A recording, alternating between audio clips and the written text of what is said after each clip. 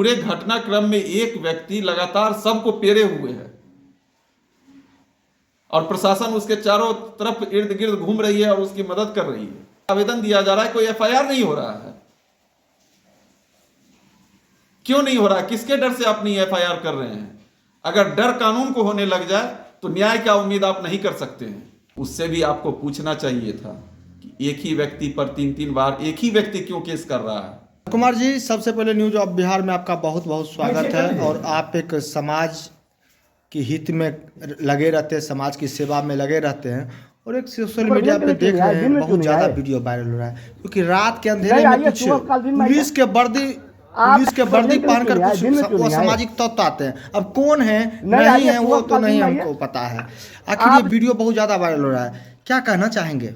देखिए सर, ये वीडियो मैंने भी देखा। बहुत दुर्भाग्यपूर्ण स्थिति है कि एक सेना से रिटायर व्यक्ति जो समाज के सही राह में ले चलने के प्रयास में लगातार अपने जीवन को दिए हुए हैं, उस स्थिति में प्रशासन के द्वारा और राजनीतिक दलों के द्वारा भ्रष्टाचार जो चरम पर है उसको रोकने का जो प्रयास संतोष राय के द्वारा किया जा रहा है, वही प्रक्रिया में ये लोग रात में 12 बजे, 2 बजे, 3 बजे ये लोग आते हैं और हथियार बंद रहते हैं। कौन है नहीं है इसका कोई पता नहीं होता है।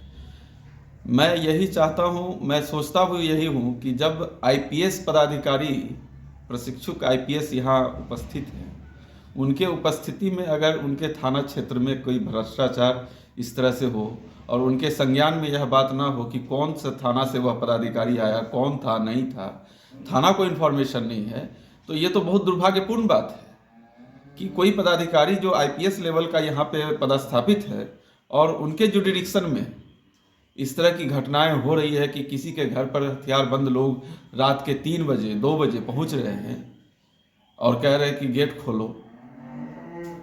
तो कहीं ना कहीं हमको लगता है कि ये लोग सब जो है कमजोरी इनका अपना इसलिए है क्योंकि ये लोग आप कह सकते हैं कि विधायिका की जो ताकत है वो जो है प्रशासनिक व्यवस्था से कहीं ज्यादा है।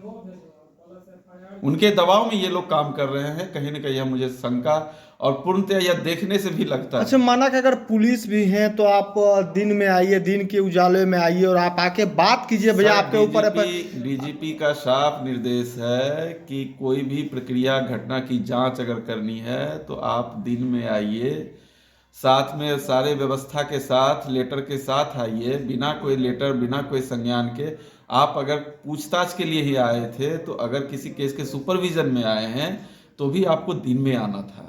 ये रात के अंधेरे में आकर करके इस तरह से आना और ये भाग जाना कहीं ना कहीं यह दर्शाता है कि आप गलत हैं, इसीलिए आप भाग रहे हैं। अगर आप गलत नहीं होते तो आप भागते नहीं। और गलत इसलिए भी है क्योंकि रात के अंधेरे में आपको आने का अधिकार नहीं है किसी भी सभ्य परिवार के बीच में। या सब आर्मी है उसका भी कुछ ख्याल रखा होता आपने कि देश की सेवा किया इन्होंने। ऐसे तो देशद्रोह के घर पे भी रात में ऐसे प्रशासन नहीं जाती है, गेट तोड़ते हैं पूरा वहाँ हो। उनसे डर होता है ना कि सामने से काउंटर गोली चल सकती है, हमारी जान जा सकती है। हम और आपसे आप कोई डर नहीं है ना प्रशासन को।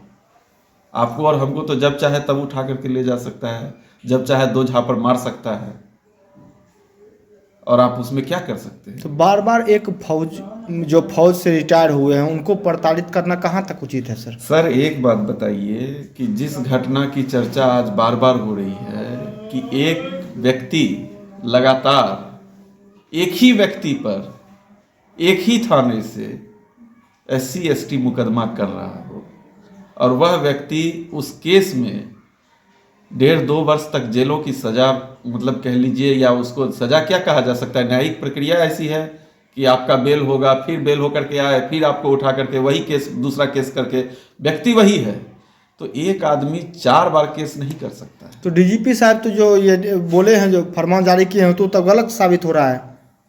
देश में कानून की व्यवस्था है ऐसा हम लोग कहते हैं, ठीक है, लेकिन दिखता नहीं है।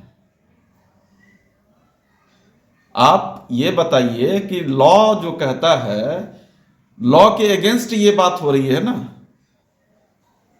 एक व्यक्ति दूसरे व्यक्ति पर एक बार SC/ST केस किया, एक्ट लगाया, फिर दोबारा वही व्यक्ति फिर केस करता है SC/ST एक्ट का और फिर संतोष राय का नाम देता है, फिर तिवारा करता है। एक ही थाने में हो रहा है।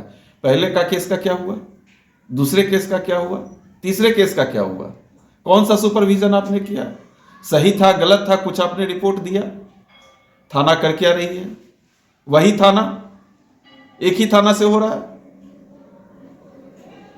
क्या न्यायिक व्यवस्था है? DGP साहब फरमान दे दिए और पता चलता है कि DGP साहब का कोई यहां बात सुनने के लिए तैयार नहीं अधिकारी। यहां तो मुझे सबसे बड़ा घोर आश्चर्य यह लगता है कि IPS जिस क्षेत्र का थाना अध्यक्ष हो, वहां उसके क्षेत्र में कोई घुस कर करके इस तरह से रात के अंधेरे में कांड करके चला जा रहा है और थाना को कोई सूचना नहीं है। अगर सूचना है तो कोई चिट्ठी दिखावे। हाँ भाई, वारंट लेके आए हैं ना वो, कोई चिट्ठी तो दिखावे कि हाँ मैंने थाना को इंफॉर्मेशन दिया और थाना बलिया थाना को मैं लेकर के आया। ऐसा कहीं कुछ नहीं है। समझ में ही नहीं आता है चल क्या रहा है। कानून का तो मजाक बना करके रखे हुए है पूरा सिस्टम। जो मन होता है वही करता है ये लोग। मानसिकता जो इनकी बनी हुई है पहले से, हनक बनी हुई है, वही इनका हनक आज भी दिख रहा है। क्या कहना संविधान का कोई रूल रेगुलेशन नहीं है, इनको फॉलो करना नहीं है। आम जनता से यह उम्मीद करते हैं कि ये लोग फॉलो करें, ये लोग हमसे डर के रहें। कानून का भय आम व्यक्ति को दिखाया जाता है, बड़े नेताओं को नहीं, बड़े अधिकारियों को नहीं होता है। क्या मांग करते हैं सर? मेरा सिर्फ इतना ही मांग है, बेगूसराय जिला के SP से, बलिया प्रशिक्षुक IPS से और खगड़िया के SP से इसकी विधिवत जांच होनी चाहिए। ये पूरे घटनाक्रम में एक व्यक्ति लगातार सबको पेरे हुए है और प्रशासन उसके चारों तरफ इर्द गिर्द घूम रही है और उसकी मदद कर रही है। किसके दबाव में? एक पॉलिटिकल व्यक्ति इतने अपने पद का दुरुपयोग कर रहा है और प्रशासन उस पर कोई दबाव नहीं बना रहा है। बार बार लिखित रूप से आवेदन दिया जा रहा है, कोई FIR नहीं हो रहा है। क्यों नहीं हो रहा है? किसके डर से आप नहीं FIR कर रहे हैं? अगर डर कानून को होने लग जाए तो न्याय का उम्मीद आप नहीं कर सकते हैं। कानून को डर से ऊपर उठ कर करके न्याय की व्यवस्था में लड़नी पड़ती है।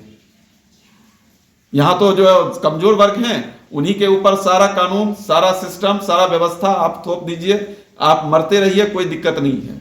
लेकिन जिनके पास पावर है, पैसा है, उनसे आपको डर लगता है। उनके पास आपका कोई कानून नहीं चलता है। चलता तो हमको दिखता। इतनी बार एप्लीकेशन इन्होंने लिख कर करके दिया है, आज तक एक FIR तक नहीं लॉन्च हो सका। तो मेरा यही स्पष्ट रूप से मांग है, DGP साहब भी अगर इस बात को सुन रहे हैं तो आपके चैनल के माध्यम से निष्पक्ष जांच करवा लिया जाए। यह किसी एक शरीफ इंसान को इस तरह से इस कदर नहीं तंग कीजिए कि लास्ट में वह उग्र होकर के गलत रास्ते पर अब चला जाए। हम लोग नक्सल को कमजोर करने के लिए, हम लोग नक्सल को सुधारने के लिए कई एक अभियान सरकार के द्वारा चला गया, आम जो सामाजिक संगठन है उसके द्वारा चलाया गया कि उनको शिक्षित करो, उनको बताओ कानून क्या है और उसको मुख्य धारा में जोड़ो। आप नक्सल तैयार करने का प्रयास कर रहे हैं, यह मुझे दिख रहा है। इसलिए स्पष्ट रूप से आप इसकी जांच कीजिए। मैं IPS मैडम से भी यही रिक्वेस्ट करूंगा कि आपको अगर संज्ञान में दे कर करके परबत्ता थाना का पदाधिकारी अगर यहां आया है तो उससे भी आपको पूछना चाहिए था कि एक ही व्यक्ति पर 3-3 बार एक ही व्यक्ति क्यों केस कर रहा है।